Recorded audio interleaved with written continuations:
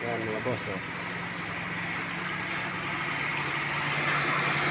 Umutok yung hose sa high side. Hindi gumana yung kanya. Pump radiator, naging high pressure. Umutok yung hose. Kaya pinunta ka na ng hose. Pinapress. Saka yung pinaka-volume ko.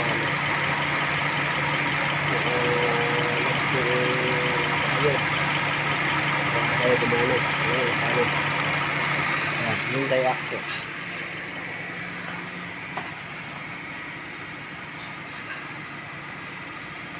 Mga boss, ang naguguli aircon.